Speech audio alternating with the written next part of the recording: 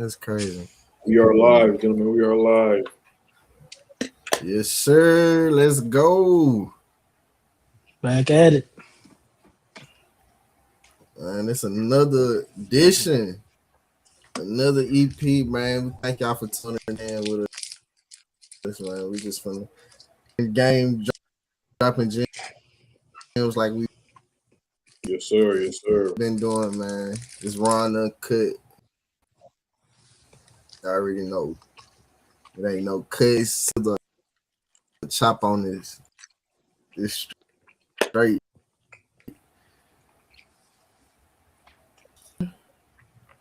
All good, brother. Cool. It's cool. Yeah. Summer weekend. I feel like it's always the weirdest time because it's like NFL. I mean NBA just finished. NFL haven't just started yet. The draft over, NBA draft over, NFL draft over with. So it's like, I mean the dub been cool. NBA has been cool, but it really be like kind of dead right now in sports for real. Like this is like the dead period. Yeah, I was watching Big Three earlier. Just tapping in with them. That was my first time watching it. It was cool.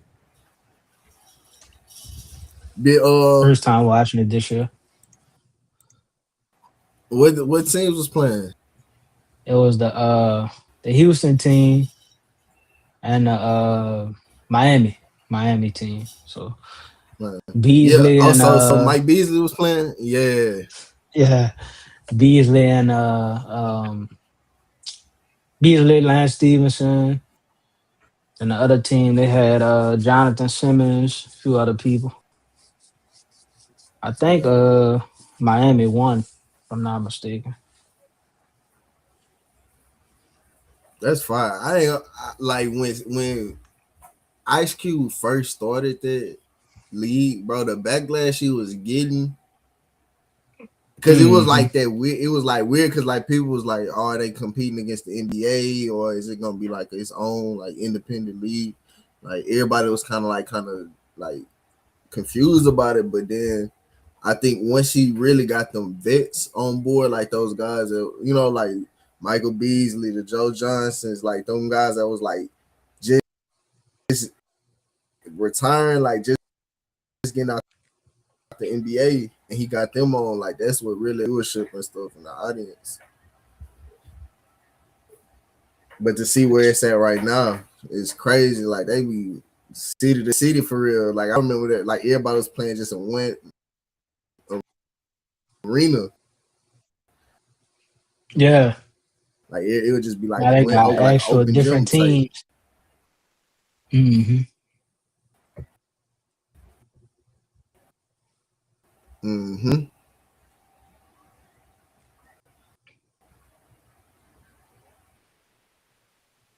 So man, look, let's get down to the nitty gritty. Let's get down to the nitty gritty. What's going on? We're about to go ahead and share the screen right here, man. We have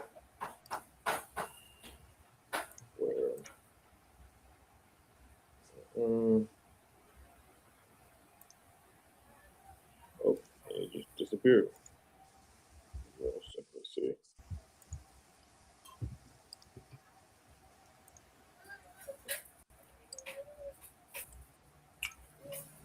I wonder why it's not showing what I want to show.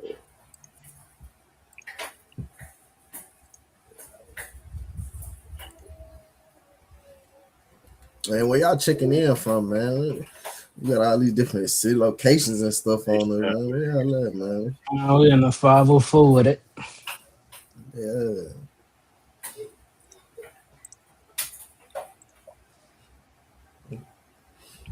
There we go. There we go. Let's it is there. It is there. Speaking of billions. So, y'all go ahead and speak on that, man.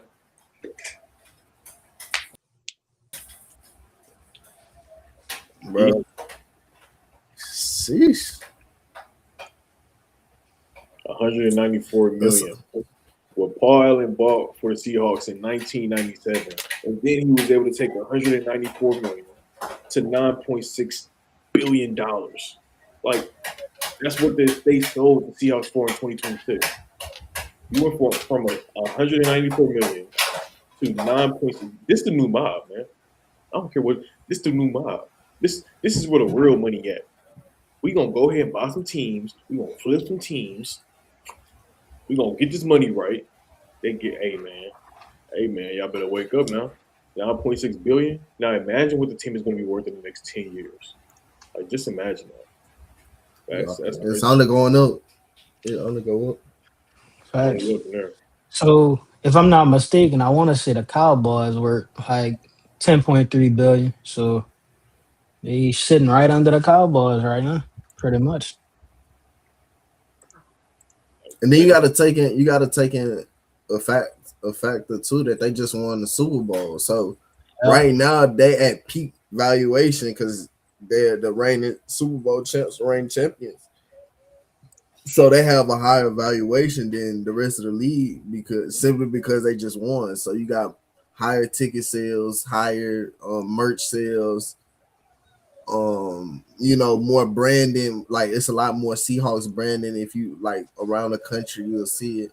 But even like out here, like you can't go nowhere and not see any type of Seahawks Super Bowl year. And this is what 3, 4, 5 months down the line. So they really the family is a genius, like for Yeah.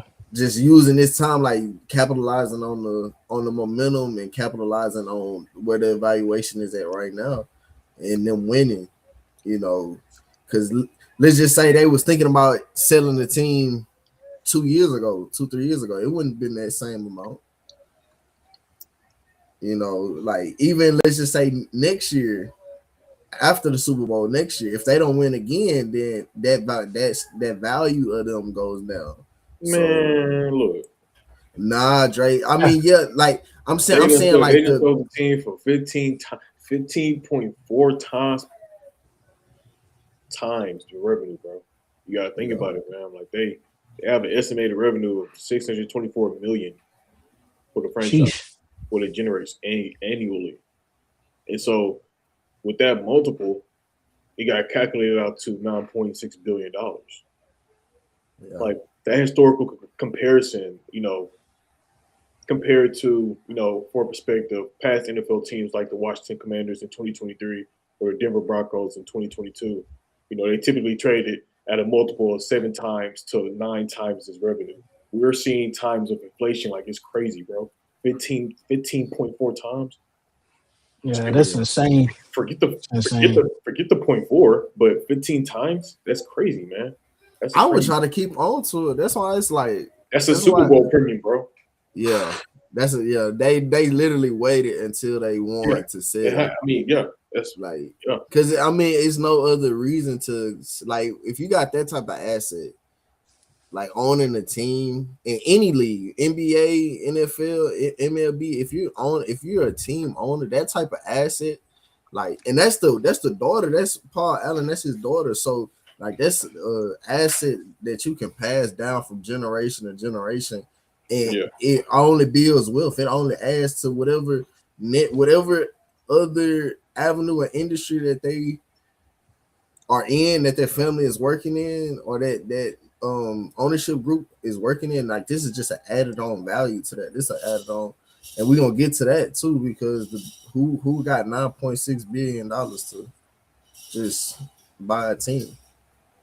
Yeah, that's It's a crazy. lot of money. Hey, we just seen a what was it for 1.7 1.7. Yep.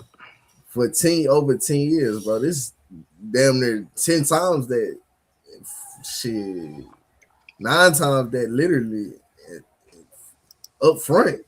God, this You ain't get, no man, look, payout over. that's what I'm trying to tell This y'all. Look, you get, bro, look, you're getting 15 times multiple of damn near what you already put in. You put in 194 million in 1997, Sheesh. right? They knew exactly what they were doing. They knew what they do. They knew in the next Yeah, 20 some years, this is gonna be worth it. But they worked hard for it, bro. I have to give it to them. They yeah, grinded for it. You have to. At the end of the day, they had the money. They put the money in. They sacrificed their assets. yeah, You know, yeah. Because People thought and generational. You know, people thought the commander sold for a lot, 6 million like 3 years ago, yeah, but 9.6. That's on top right now. yeah, it definitely is, man. We on to the next one. We got our boy. Huh. We're asking for this one. Uh, if our boy Arnold should be given a second chance, and so yeah, Uh, to be honest, I feel like with teams still wanting him, I feel like the team's definitely doing their homework right now, trying to see how it plays out with the legal on the legal side. So I think once they determine what will happen on the legal side, that'll determine if they're still possibly interested in him. But I mean, hopefully it's not whatever happened is not the allegations. Hopefully it's not true. 'Cause he is a young player, 23 years old, if I'm not mistaken, yeah, third or fourth year player. yeah. So hopefully those allegations are false. But let's see what happens. yeah. It's all you can do. I mean, the charges he got, like, even though he's out on bond right now, the judge granted him bond. So it's you have to let the justice system like play out. You gotta let that side go. You know what I'm saying? The court side, you gotta let that play out on its own. But just to kind of have that hanging above your head, it sucks because like every team, like every even if you like, let's just say all these teams want to sign, like you can't deny his talent. I'm pretty sure any team, Hmm. Fuck yeah. I'm pretty sure any team in Oh, the NFL would want look, dog. the team, bro. He got great talent. You just can't look, man. Yeah, But I told y'all last episode something like that. I believe so, bro. This is millions of dollars. Ugh, we can't be doing this, bro. It just yeah, can't happen. yeah. It just can't happen. Whatever you saying, it sound cool, fine, and dandy. But I'm at the just end of saying, the like you day, just gotta let it play out. I no, mean, no, Look, no, look, that's no, if sim. no, no. You gotta let it play out for sure, and we're not assuming. We at the end of the day, at the end of the day, he's presumed innocent until proven guilty. All right.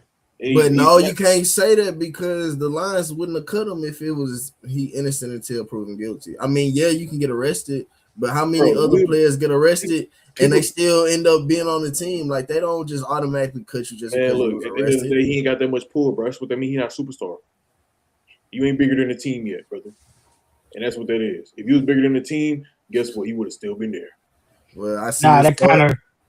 that kind of remind me of the John Moran situation because at Summer Oh, yeah. League he was questioned about the stuff he's done in the past, and he basically like cleared the air. He was like, well, "That's in the past. Why y'all like worrying about it still? If I haven't did anything since, like let the bad guy stuff go. Like I haven't did anything." That kind of reminded me of that.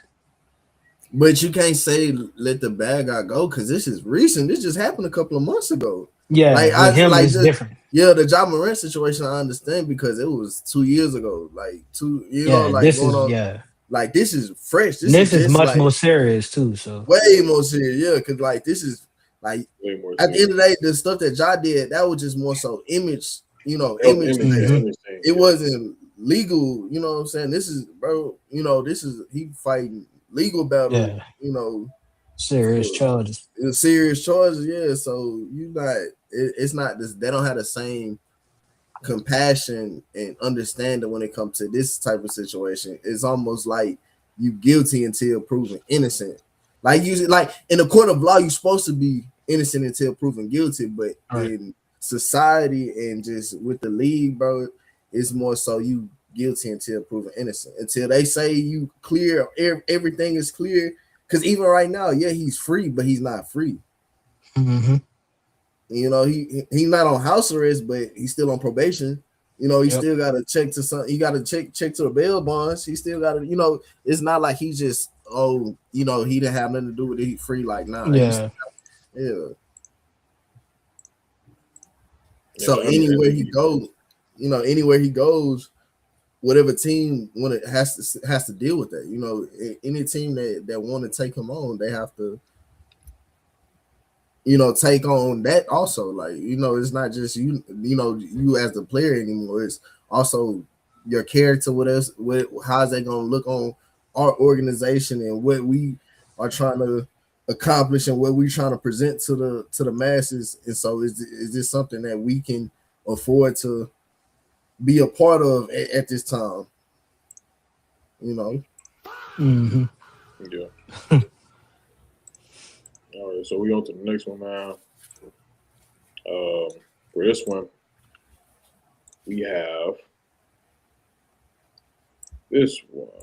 Let's go ahead and pull this up. Sorry, guys, I'm still a little pretty slow. All right, so we have the Black College Football Poll. Are you guys able to see this image? It should be loading. Yeah, it's loading right now. yeah, it's loading on mine too. Let me just remove it and then go right here.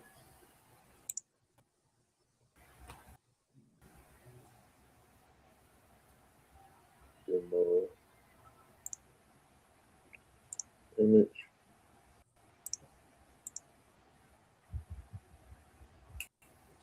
Oh, it's still don't load in. Dang. I wonder why it didn't load in.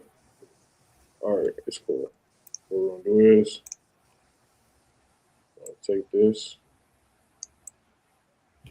put this here, and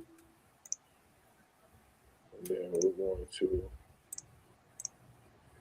people of raw and uncut sports. Our apologies for having technical difficulties. But we're about to get to it. We're about to get through right now. It happened, bro. All Thanks. right, here we go, bro. Ha! Come on now. Playing.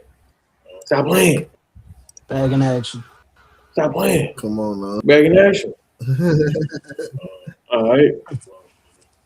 So yeah, the Black College Football Poll launched ahead of the 2026 season. Um, we can have Tyler and E go ahead and expound more on that.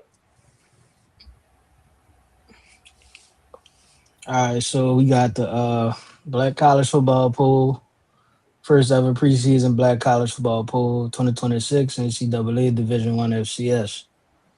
First, we got South Carolina State and the MEAC. Second, we got Prairie View A&M, the SWAC Conference. Three, we got Jackson State. Four, we got Alabama State. Five, we got North Carolina Central coming out the MEAC. Six, we got Delaware State, MEAC. Seven, we got Grambling State. Eight, Bethune Cookman. Nine, Texas Southern. 10, Florida A&M University. What's y'all take on these rankings so far? Early season rankings, preseason rankings. Um, well, first of all, just a huge shout out to the BCFP for this their first time having a black pause, so that's a plus for the sport for HBCUs. For HBCU football, this is like a huge bonus because it just seemed like they were kind of lost, like as far as where do they fall under, do they fall under the FCS rankings, do they fall under FBS rankings, if they are FCS, you know do they get strength of schedule based on who they playing. So for them to have their own, for them to make their own system or their own ranking pool, it's a big bonus. But into the rankings itself, South Carolina came off the HBCU Natty, reigning HBCU national champions. They played Prairie View, Coach Tremaine down there. Uh, I don't see nothing. Well, when you 7 through 10, I feel like it could be determined. It could be determined. There's Uh, definitely a toss up with those yeah, last four. them last Would I be four. crazy to say that? Uh, would I be crazy to say that Texas Southern might be like postseason might be at number 4? They definitely got the path to it. Mm-hmm. They played the top 5 teams on here back to back. If if TSU start out 2-0, they play North Carolina Central week 0, SWAC MEAC Challenge, and then week 2 they play Prairie View in the Labor Day Classic. So they got a path to start out 2-0, and they easily can put them at 1 or 2. Do you think that the head coach that they have now is able to pull it off, lead them down the right path?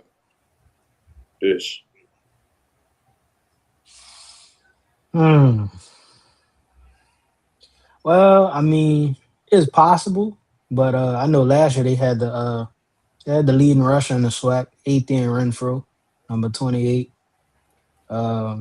Think they got a transfer quarterback from Southern, if I'm not mistaken. So Yeah. got some receivers coming back that they had people in front of them last year, but now it's time for them to shine. So I think the offense is gonna be pretty promising this year. Um, you know, FAMU just got a new coach. Um, Southern got a new the, coach. yep, Southern. Oh, I forgot. Uh, Oh, yeah, I got your shades on, bro. Hold on, man. nah, Hey, I can't be doing me like that, man. Hold on, man. Jackson You State got pulling a up few the new. back, eating seaweed, tripping. I got my head hitting mic and everything. Come on, man. Nah, Jackson State got a few. Yeah, bro. Yeah. Yeah. Jackson State Let me got put a some few new shades on. coaches. Wait. We got tracking mode. Wait. Don't go down. Don't go down. Tracking mode. Don't do it. Don't do it. Turn it off. Hold on. There's No, a team I not on. think they're. Oh yeah, keep going. Keep going. My fault.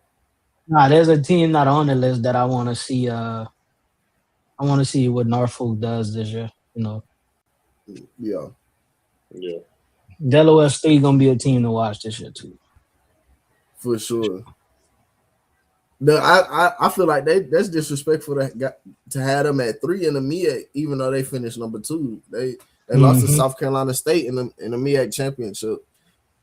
Shout out to Yep. D-Jack over there, but they when you have success like that, especially your first year coming in, is unless it's like an internal problem or injuries, it's very rare when you gotta when you um go down. When you have a worse season than that.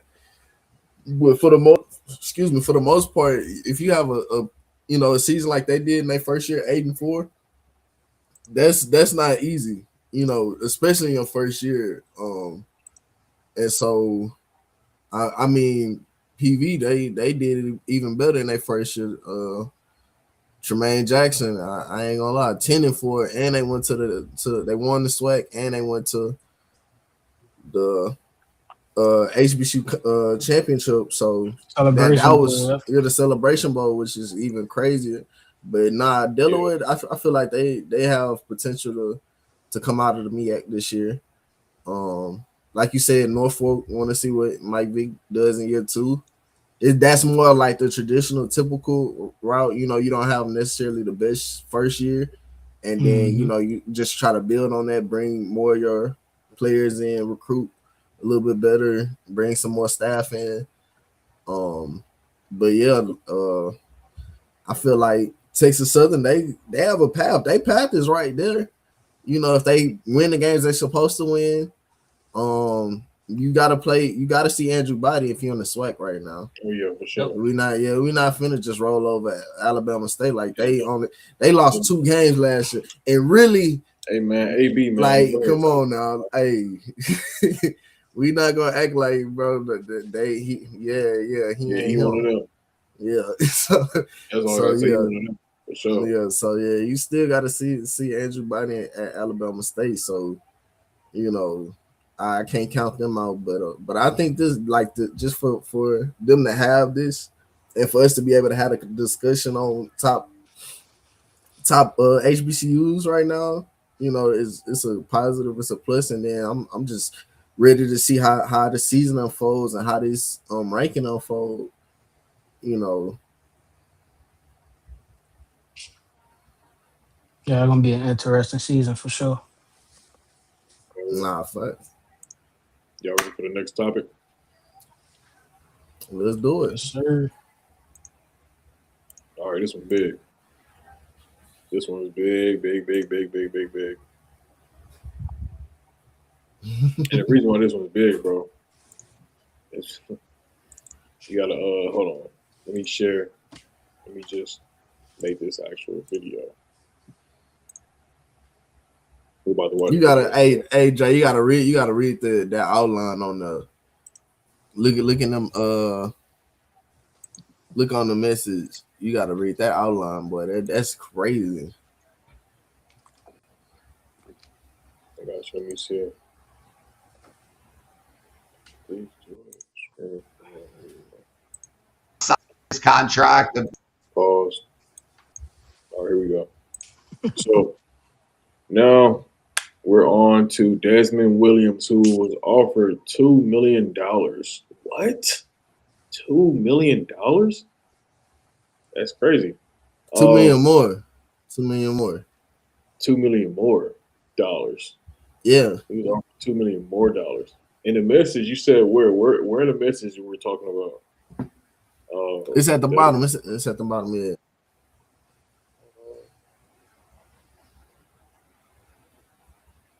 oh, you talking about you talking about the Crash Out Chronicles?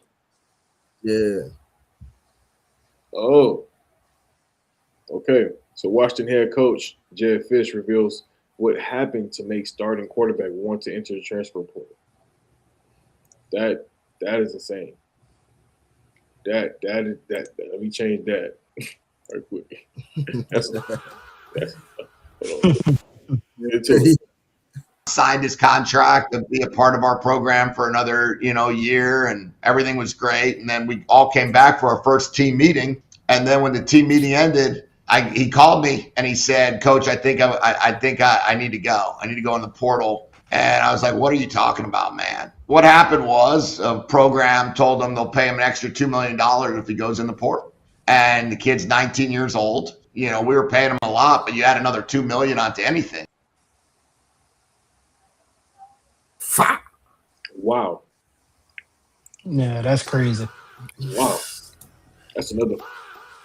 Yeah, that's nuts. What do y'all think about that, huh? What do y'all think about that? I'll let y'all go first since this is a little bit closer to home for me. I'll let y'all go. Nah, I just wonder how, like, well, I have an idea of what teams it might have been at the time that were looking for quarterbacks, but I mean, I just feel like he did that at the wrong time, clearly. Yeah, And I mean, yeah, I don't really know. It's crazy. Two million extra. that That's is crazy. nuts. I That's got nuts. 2 million. I got two Mm. million.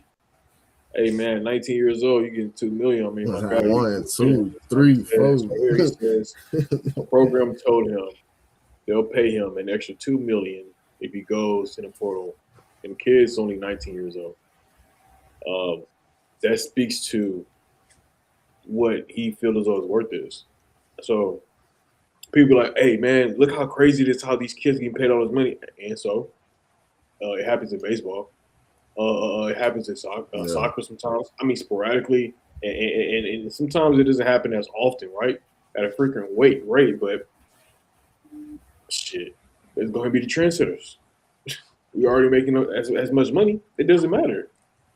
It doesn't matter. So the conversation shouldn't be why is he getting paid as much. The conversation should be should he be getting paid as much? Is he worth that much?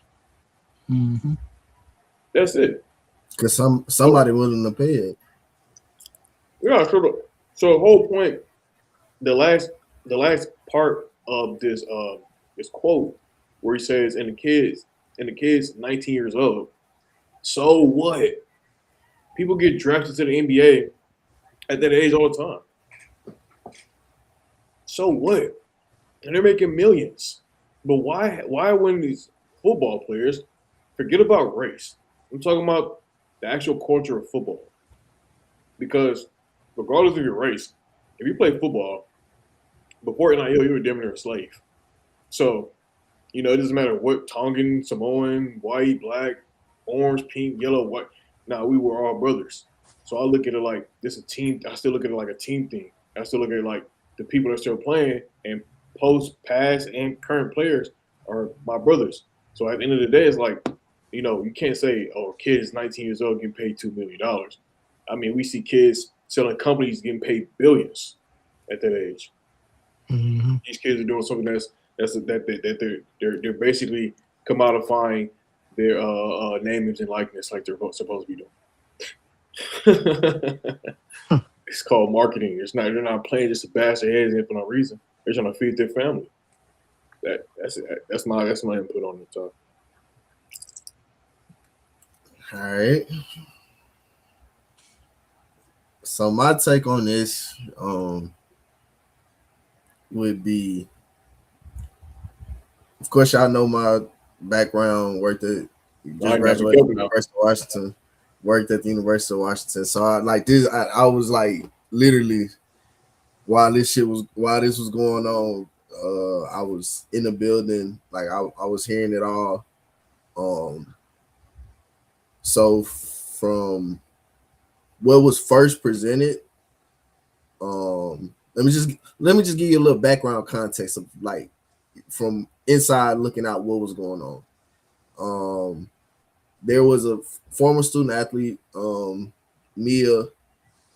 She was a soccer player, women's soccer player. She was battling cancer throughout the season. Unfortunately, she lost her life. She lost the battle to cancer.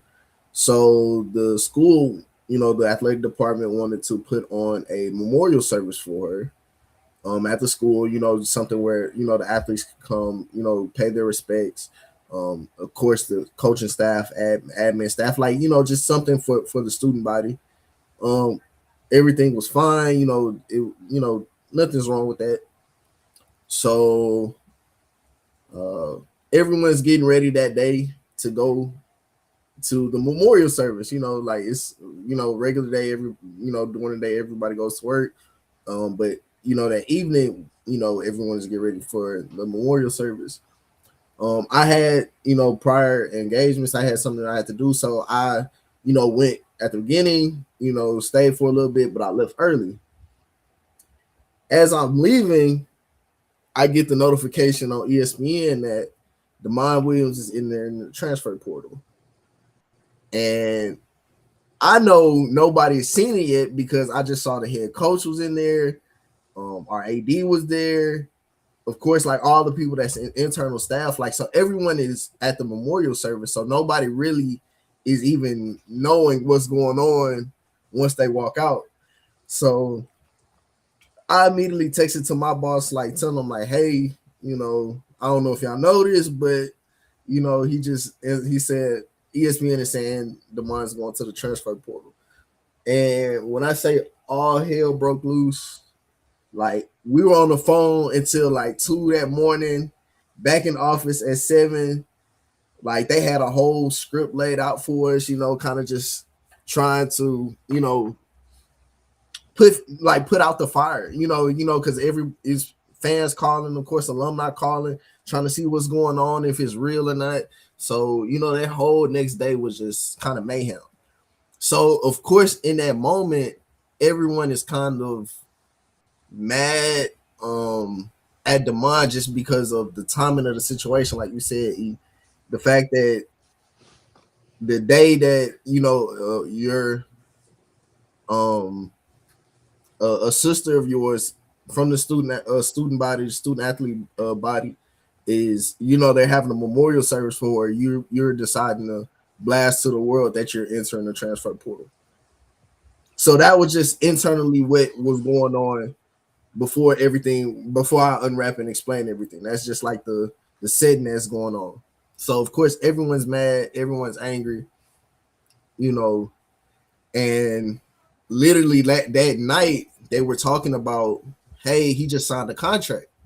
Like before everyone like gets like real panicky, like they were saying, hey, he literally just signed a contract not even 2 days, not even 48 hours ago, saying that we would pay him X amount of dollars to stay for another year at the University of Washington. So immediately they're thinking like, hey, do we have to be the school that sues a kid for a breach of contract?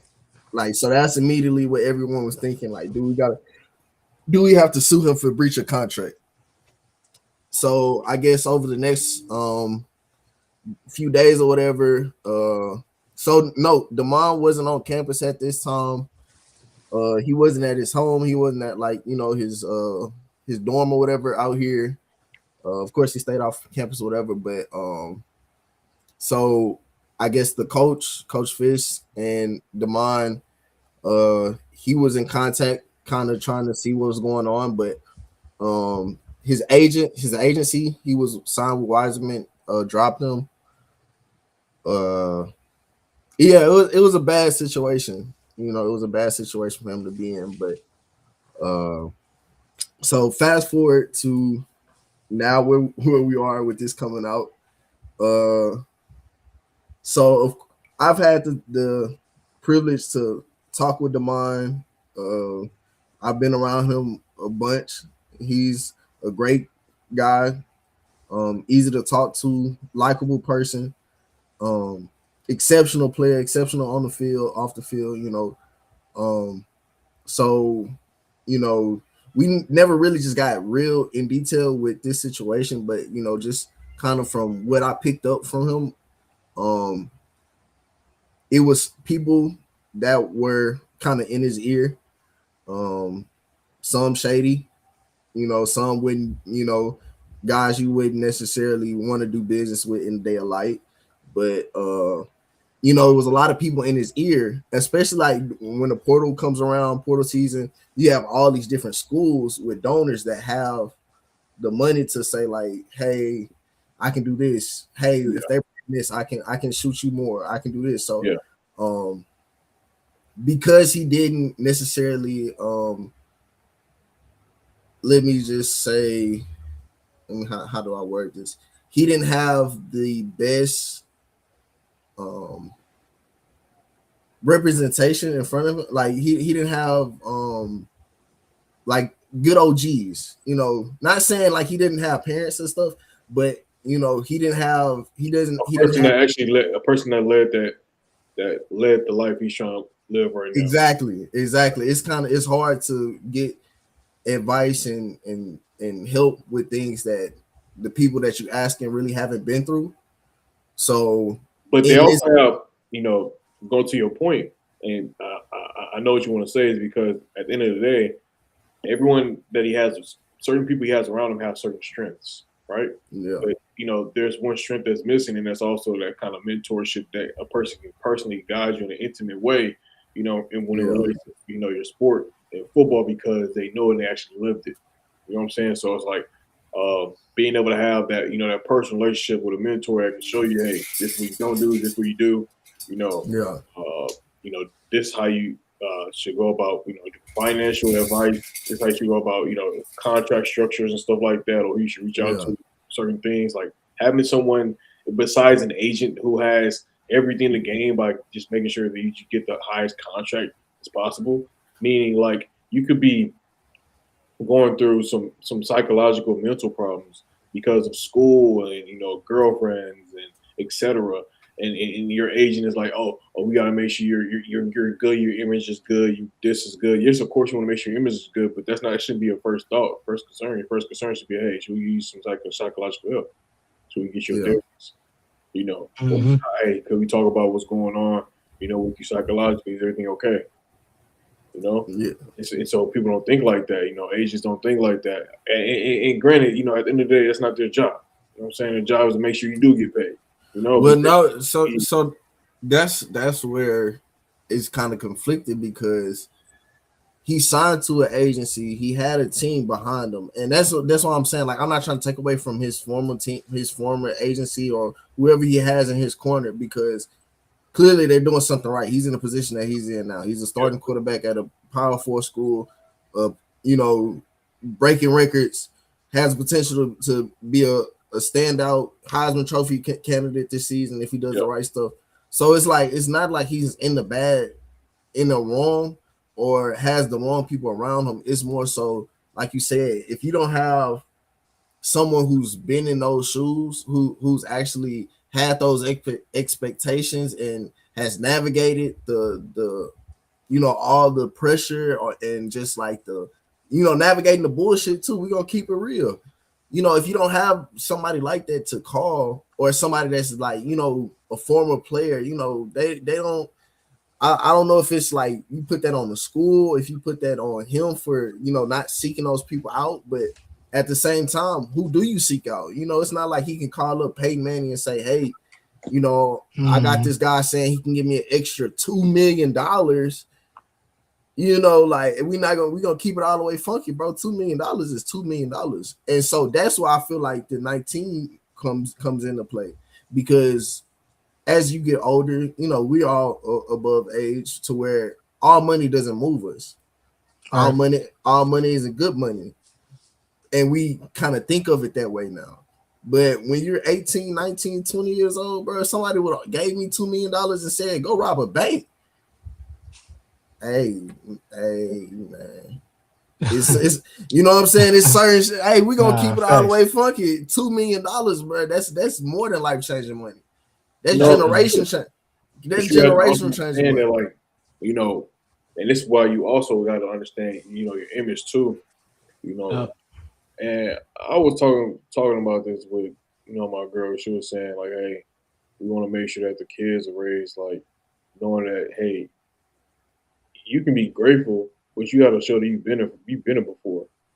You know what I'm saying? $2 million is a lot of money. It's life changing money for sure. You can do a lot with that money. It's generate. It can help you build a foundation for generational wealth. We get that.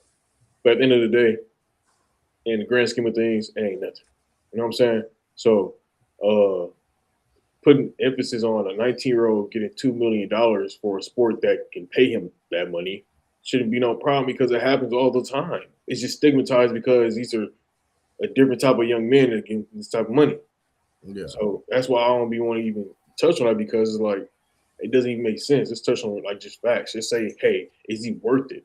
Rather than, yeah, hey, he's 19 years old. Like, man, come on. We don't need this. yeah, Come on, bro. We for real. Yeah. I feel like Ty said when he talked about not really having the right people in front of him and also being 19, I feel like if he possibly had like a little like better mentorship or something, that Yeah, probably would have also helped the situation not lead to what it led to yeah, before it got that bad. yeah. Because like now that we know the full story, and like the full story is coming out, you can't fault him Right. necessarily for him making the decision that he felt was best for him and his family. If a yeah, coach was to leave for $1 million raise to go to a better situation that he felt was better for him and his family, and he pack up and leave, nobody nobody's batting an eye, because hey, that's the head coach, he can do that. So because of he's a player, he doesn't have the right to say, hey, these people over here are paying me more, however much more it is, they're paying me more, and I feel like it's a better situation for me and my family. And like Eric was saying, you can kind of condense the options down to one or two teams who was able to offer this type of money. We're in a situation of needing a quarterback. So, when you look at those programs and what they can offer, yeah, it's a little bit more enticing than, being at the University of Washington. yeah, they might have a little bit better roster, than what they have at the University of Washington. So for him personally and for him as a player, he did the right decision. Now, I mean, for him as a player, but him personally, and for your branding and image wise, was it the right time? No, you could have waited a day. You may have would have got the same reaction had you waited. But it just still would have looked a little bit better than it almost seemed like careless of like, oh, I don't care what they got going on at the school, who it's about, this about me and what my decision was. So other than that, per se, I don't really have a problem with him making the decision. Now, I do have a problem with him not understanding once you sign that dotted line, you sign that dotted line. Mm-hmm. That's a situation within itself of like, hey, had you not signed this paper a day before, 2 days before, and you wanted to leave, hey, by all means. But you agreed to this contract, and by you signing that contract on that day, somebody can come with 3 times as much, 4 times as much than what you agree with, but this is what you agree with. And I think that's the problem with NIL today. Everyone is, I don't want to say pocket watching the next man, but it's almost like comparison. Comparison is the thief of joy. When you say, oh, they're giving me this amount of money over here, but I saw this person get this over here, and I know I'm better than them.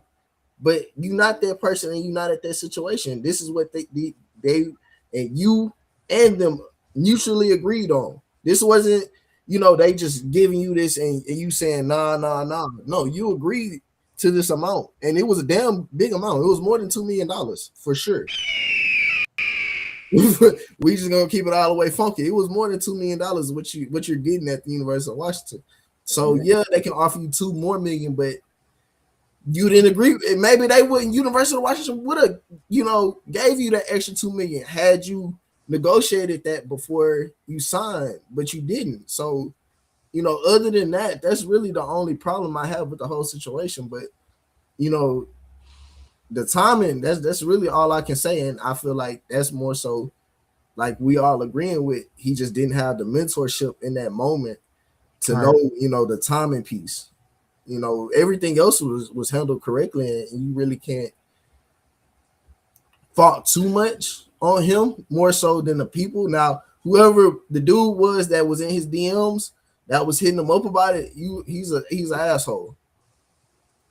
He shouldn't have no affiliation with no teams, no programs, because what are you doing DMing 19-year-old kids, handling business? Like, that's not professional.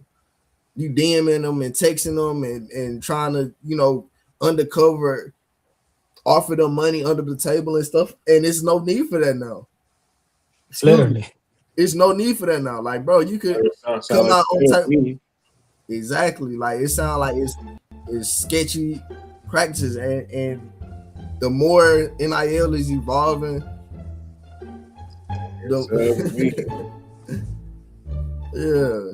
like the more NIL is evolving, and the more like it's starting to become processes with NIL deals and evaluations, stuff like that is gonna start being less and less common, and it's gonna start getting nipped in the bud, because you shouldn't be able to even try to conduct business through DMs if you're not a brand. As a school, if you represent the school or you're trying to be a donor of the school and persuade somebody, is ways you can do that. It's legal ways you can do that. Not going to his DM and trying to get him to entice him. Yeah, like that's all the way messed up. Yeah, look, dog, trying to coerce. You trying to Reggie Bush, my guy, man. Come on now. Man, look.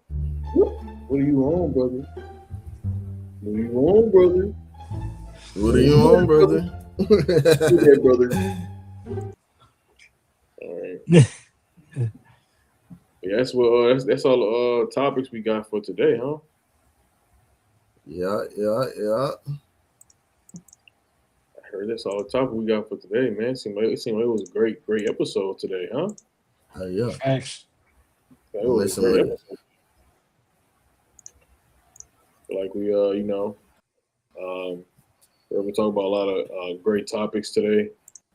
Um, bring up what needs to be brought up in regards to D Williams. The HBCU preseason ranking as well too, which is pretty cool to check out. That gets some conversation started. Throughout the summer, and then also should Arnold be given a second chance as well too. You guys let us know your comments about that because it's a very very trending topic. And then also Seattle being able to sell for 15 times the revenue, so $9.6 billion. That is amazing. So hey, been touching on some amazing topics today, and can't wait for more more topics, more episodes. What you guys got? Got anything, Tom?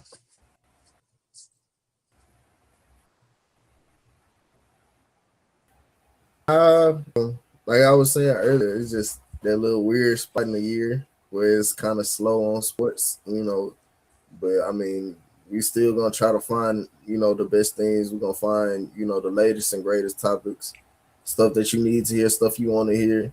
And then just, keep this train rolling into the fall. And, once everything picks up, man, we gonna have some heat coming for y'all, man. We just that's all I can say. We're gonna have that heat coming. Sure. Just laying down the Facts, foundation. facts, facts. I got a little quote for the viewers to take us out. Yeah. So I got There we go. always remember to keep God first for any athlete. Stay disciplined. Never stop chasing your purpose. Until then, this is Raw and Uncut, and we out.